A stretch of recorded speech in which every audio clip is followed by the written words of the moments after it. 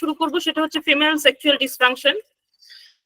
যদিও আগে সাবজেক্টটা সেপারেট ভাবে পড়ানো হতো না বা এটা নিয়ে আমাদের একটা ট্যাবু হাইট কাজ করতো, কিন্তু এখন অনেক ফিমেল পেশেন্ট কিন্তু আমাদের কাছে আসেন সেক্সুয়াল ডিসফাংশন নিয়ে কথা বলতে চান, বা অনেক অ্যাস্থেটিক ক্লিনিক তৈরি হয়েছে, কসমেটিক গাইনোকোলজি তৈরি হয়েছে, এবং এই সাবজেক্টটা আর আগের মতো তো হিডেন বা ট্যাবু নাই। এখন অনেকেই ওপেন খোলাখুলি কথা বলছেন, বা আফটার মেনোপজে অনেক লেডি আছেন যে সেক্সুয়ালি খুব অ্যাক্টিভ থাকা যায়, সেগুলো নিয়ে আমাদেরকে অ্যাডভাইস করতে আসেন। সো বেসিক জিনিসগুলো যদি আমরা বুঝতে না পারি তখন তাদেরকে ট্রিটমেন্ট করা বা কাউন্সিলিং করা কিন্তু খুবই ডিফিকাল্ট। আর ফিমেল সেক্সুয়াল ডিসফাংশন মূলত আমরা গাইনোকোলজিস্টরাই হ্যান্ডেল করে থাকি। তারপরেও আমরা যারা জিপি প্র্যাকটিস করি, রোগী সব ধরনের রোগী দেখতে হয়, সেক্ষেত্রে জিনিসটা বোঝা আমাদের জন্য খুবই জরুরি। তো প্রথমে আমরা যেটা দেখবো স্লাইডে ফিমেল অর্গান গুলো আর কি, এই অর্গান গুলো আমাদের সেক্সুয়ালের সাথে মানে সেক্সুয়াল সাথে রিলেটেড। যেমন এক্সটার্নাল জেনাইটাল যদি আমরা একটু দেখি, এখানে ভালভা থাকে, মন্স ভেরিস থাকে, জেনাইটাল ফোল্ড থাকে, অ্যানাল পেরিনিয়াম থাকে, আর এটা ওই যে vulva right lateral left lateral থাকে। এটা মোটামুটি আমরা সবাই ওয়েল নোন, আমরা জাস্ট একটু মনে করাই দাও আপনাদের। যেমন কি কি পার্টস থাকে আমরা যদি একটু দেখি, যেমন মন্স ভেরিস একটা পার্ট থাকে, এখানে কিলোটরিস থাকে, ইউরেথ্রা থাকে, ভ্যাজাইনাল ওরিফিসটা থাকে, লিপস থাকে, লেবিয়াম মেজোরা থাকে, লেবিয়াম মাইনোরা থাকে, ভেস্টিবুল থাকে, এবং ভেস্টিবুলার গ্ল্যান্ড আছে কিছুগুলো, আর এটা অ্যানাস। আমরা মোটামুটি সবাই এগুলো চিনি, তারপর আপনাদের একটু মেমোরাইজ করা। আর এটা হচ্ছে কিলোটরিস, যেটা হচ্ছে ছেলেদের পেনিসের মতো অনেকটা, ওদের তো পেনিসটা গ্রো করে, আমাদেরটা গ্রো করে না। এই কিলোটরিসের কিছু কিছু পার্ট আছে, যেমন এটা ইন্টারভিউতে দেখা যাচ্ছে, এটা অ্যাঙ্গেল আছে, একটা বডি আছে, এটা গ্লান্স আছে, এটা ক্রস আছে। এটা মূলত মেয়েদের ছেলেদের যেমন পেনিসটা সেক্সুয়াল ফাংশনিং কাজটা করে, মেয়েদের কিন্তু ক্লিটোরিসটা আবার কাজ করে। আচ্ছা, এখানে আরেকটা ইরেকটাইল অ্যাপারেটাস গুলো ওরা দেখিয়েছে, ছেলেদের মতো মেয়েদেরও কিছু ইরেকটাইল অ্যাপারেটাস আছে, সেগুলো যদি একটু আমরা দেখি, যেমন ক্লিটোরিসটা আছে, body of purpose, glans, crus যেটা আমরা দেখাইলাম আর কি, আর সাথে দেখাচ্ছে ইউরেথ্রা, পোস্টিউরেথ্রাল স্পঞ্জিয়াস টিস্যু, এগুলো থেকে বিভিন্ন সিক্রেশন হয়। বালবল ভেস্টিবল যেটা লুব্রিকেন্ট হিসেবে কাজ করে, পার্থুলিন গ্ল্যান্ড যেটা লুব্রিকেশনে খুব হেল্প করে থাকে।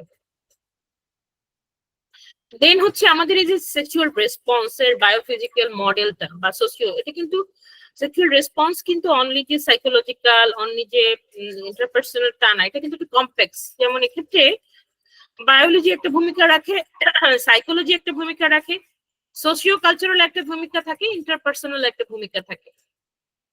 বায়োলজির ভূমিকাটা কিরকম, যেমন illness, medication, surgery, neurobiology, vascular এবং হরমোনাল কন্ডিশন, এগুলোর উপর ডিপেন্ড করে কিন্তু আপনার সেক্সুয়াল রেসপন্স ভেরি করে। যেমন আপনার ইলনেস থাকলে নিশ্চয়ই আপনার সেক্সুয়াল ডিজায়ার কমে যাবে, এটা স্বাভাবিক, বা যে কোনো একটা অপারেশনের পরে, বা নিউরোলজিক্যাল প্রবলেম থাকলে কিন্তু, বা হরমোনাল যেমন কিছু ডিসঅর্ডার আছে, থাইরয়েড, পিসিওস, এক্ষেত্রেও কিন্তু আপনার সেক্সুয়াল রেসপন্সটা ভেরি করবে। আবার সাইকোলজিক্যাল ইস্যুগুলো যদি আমরা দেখি, যেমন depression, anxiety, gender conflict, sexual আর ফিজিক্যাল অ্যাবিউজ, অ্যালকোহল আর ড্রাগ অ্যাবিউজ, এগুলো কিন্তু আপনার রেসপন্সকে ভেরি করে, সেক্সুয়াল রেসপন্সকে ভেরি করে। আর ইন্টারপার্সোনাল মধ্যে যেমন quality of current and past relationship, যেমন অনেক সময় আমরা দেখা যায় হাজবেন্ড ওয়াইফ সম্পর্কের মাঝখানে যখন কোনো কনফ্লিকশন তৈরি হয় বা কোনো ব্যবধান তৈরি হয়, তখন তাদের সেক্সুয়াল ডিজায়ারটা আলটিমেটলি কমে যায়। সুতরাং দুজনের রিলেশনশিপ বন্ডিংটা কিন্তু সেক্সুয়াল রিলেশনশিপে কিন্তু খুবই গুরুত্বপূর্ণ, এবং পার্টনার পারফরমেন্স এর টেকনিক, এসটিডি, এগুলো কিন্তু খুব গুরুত্বপূর্ণ ভূমিকা রাখে। এবং সোশিও কালচারাল যে ভূমিকা, সেটা হচ্ছে যেমন upbringing, cultural and religious concerns, then হচ্ছে contextual and such as privacy and different ships. এগুলো তো আমরা জানি যে এক একটা সোসাইটি, এক একটা কালচারাল কিছু ভেরিয়েশন আছে, এই অনুযায়ী সেক্সুয়াল রেসপন্সটা আবার একটু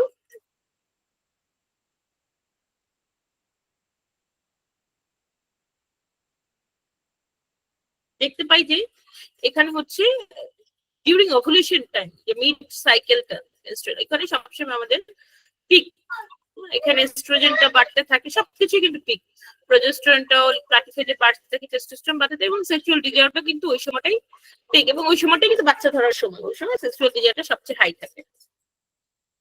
আচ্ছা, এখানে একটা ওরা দেখিয়েছে sexual tipping point model of sexual excitation and inhibition.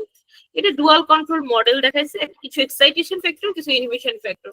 আগের কথাটাই psychological organic issue, psychological cultural and behaviour issue, আর এখানে physiological and organic issue, psychological cultural and behaviour issue. এগুলা একটা মানে ট্যাপিং পয়েন্ট করে রাখে। এক্সাইটেশন, ইনহিবিশন, কোনটা কম বেশি হলে পাল্লা এদিকে কমে যাবে, ওদিকে উপরে উঠবে, এদিকে কম হলে ওদিকে উঠবে, এটাকে ডুয়াল কন্ট্রোল মডেল বলা হয়ে থাকে। তারপরের যে স্লাইডটা আছে সেটা হচ্ছে সেক্সুয়াল রেসপন্স, এক্সাইটেশন এবং ইনহিবিশনে কিছু সাইকো মানে কিছু মডুলেটর বা হরমোন যেগুলো আছে সেগুলো খুব প্রভাব ফেলে। কি কি হরমোন